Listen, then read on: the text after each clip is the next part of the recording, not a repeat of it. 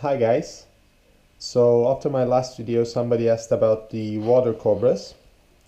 So I just want to do a quick video about them. Well, maybe just one of them.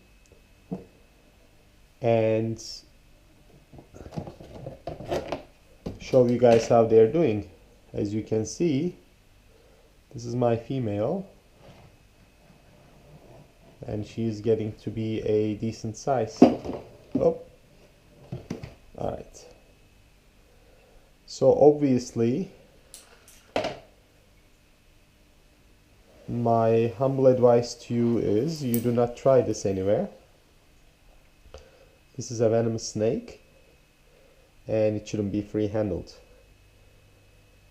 However, my water cobras have been with me for a long while, since hatchlings, and they are very docile, very nice snakes. Obviously a bite from one of these would be catastrophic due to the fact that they probably have the drop by drop most venomous cobra venom, or most potent cobra venom. Yet mine are captive bred from wild caught adults and have been very gentle animals since the start. Okay, we see a little bit of a neck flaring there. So this is a reminder from the snake to me that she's a cobra, not a corn snake. So I gotta be careful. But aside from that, she's perfectly fine. Now, keep in mind, water cobras come from Africa. This species, to be specific, comes from Congo. And they are close relatives of other African cobras. And their closest relative, aside from other water cobra species, is that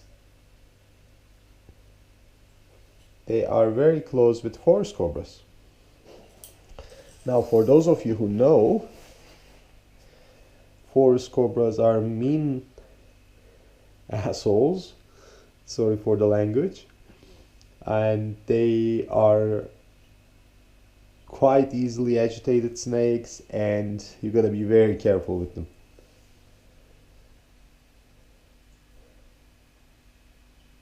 However, their closest cousin, as you can see, is quite easy to deal with.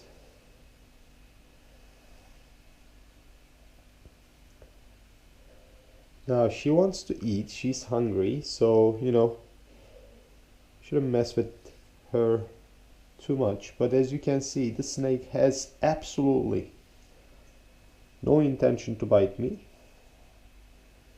and is not even scared.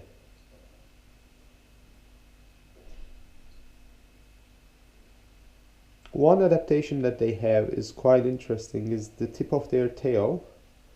As you can see, I hope you can see, it's quite sharp, and they actually use it to stab when somebody's restraining them like this.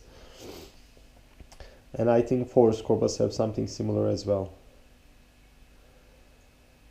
So for those of you who don't know these snakes, water cobras come from, well, at least this specific species comes from Congo, and they normally live near a lake and go into the lake to hunt fish.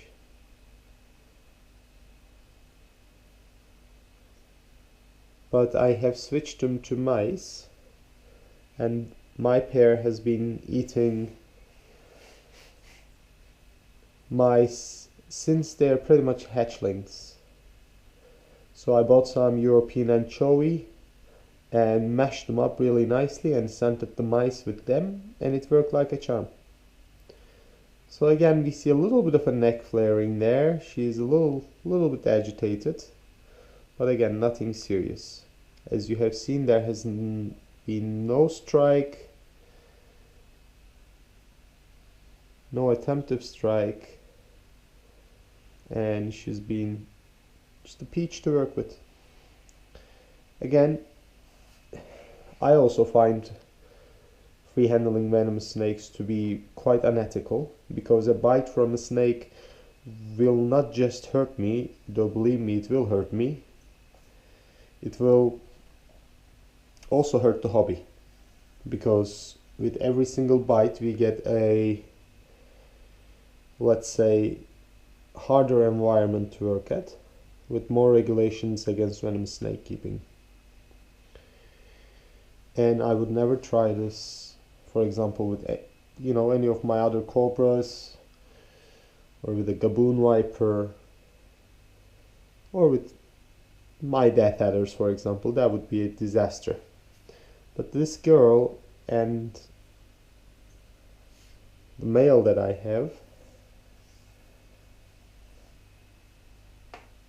have been great examples of snakes that are totally comfortable with their owner.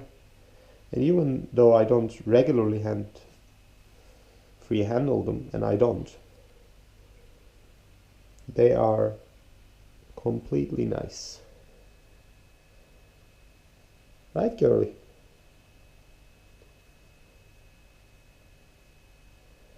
Right. I have a short video for you this week because unfortunately my wife is a little bit sick, so I need to take care of her. Aside from feeding all the snakes and cleaning their cages and cleaning this floor and getting this room in order. But I just want to show this little girl to you. I think she's coming very close to adulthood, even though she's not that large. The species stays small. And next year, well, in 2017 or end of 2016, I can breed them. But it's still a little early for that. Alright, we're getting a little bit of a neck flare, so I'll just stop here, not push my luck. But I hope you guys enjoyed this. Take care. Bye.